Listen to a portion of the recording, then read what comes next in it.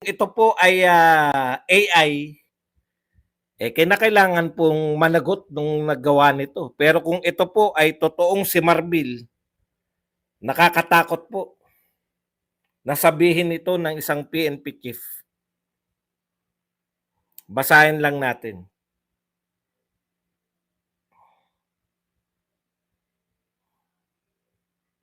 Ay basahin, pakinggan lang natin. Dito, just remember, ang drugs kasi based on sa economy natin eh. Ang drugs kasi mga tao dito, just remember, no? And bakit pa yung mga tao gumagamit ng drugs? Remember, ang drugs kasi based on sa economy natin eh. Ang drugs kasi mga tao dito, just remember, no? And bakit pa yung mga tao gumagamit ng drugs? Remember, hindi sila addict. Kasi gusto lang maging addict. Remember, ang gumagamit ng drugs sa mga tao natin, especially mga ayoko na, yung mga nagpapadagdag ng oras. Kasi pagka gumamit ka ng drugs, gising ka, nagdadagdag ka. Remember, ang trabaho natin per ora dito. Hindi naman tayong sigurado eh. Remember, ang drugs kasi based on sa economy natin eh. Ang drugs kasi mga tao dito, just remember, no? And bakit pa yung mga tao gumagamit ng drugs? Remember, hindi sila addict. Kasi gusto lang maging addict. Remember, ang gumagamit ng drugs sa mga tao natin, especially mga ayoko na, yung mga nagpapadagdag ng oras. Kasi pagka gumamit ka ng drugs, gising ka, nagdadagdag ka. Remember, ang trabaho natin per ora dito. Hindi naman tayong sigurado eh. Remember, ang drugs kasi based on sa economy natin eh. Nakita niyo po? Dito, just remember. Narinig niyo po yung sinabi ni Marbil? No? Remember, no? Ang mga addict po ay hindi po nagiging addict dahil gusto nila. Yung mga addict po nagdadagdag ng oras dahil per ora ang bayaran dito sa Pilipinas. Grabe, no? Ibig sabihin ni Marbil, may mga gumagamit ng droga para makatulong sa ekonomiya. Nagdadagdag ng oras. Humahaba, hindi ka inaantok eh. Tama naman yun, hindi ka inaantok. Pero coming from a chief ng PNP, wala na talaga, may mali na tayong pananaw, no? Hindi ko po alam kung paano ipapaliwanag to. Kung ito po ba ay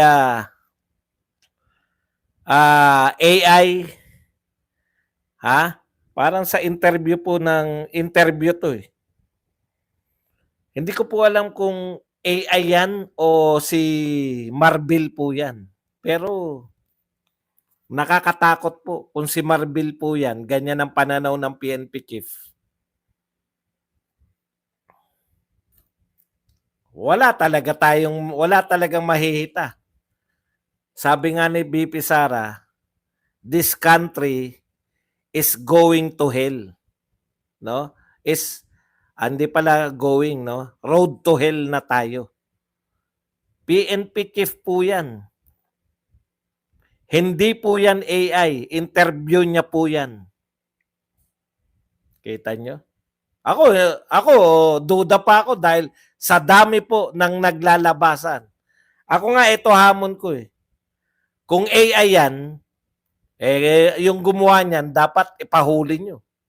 Pero kung yan po si Chief PNP Marbil, wala na talaga mangyayari sa Pilipinas.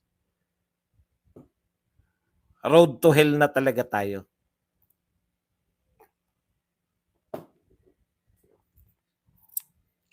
Kasi pinapangatwiranan na natin.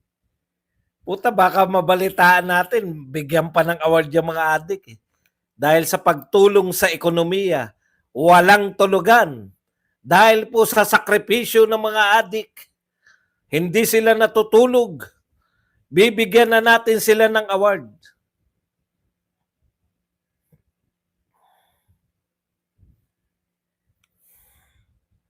Bahala na po kayo. Madali lang naman hanapin to. Marbil. Hanapin nyo lang po. Nag-post nito, Dalagang Pilipina. Sa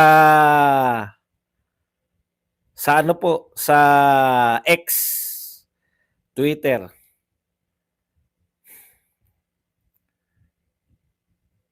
Anong mangyayari talaga sa Pilipinas?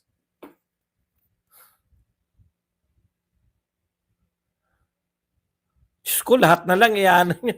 Kayo na nga po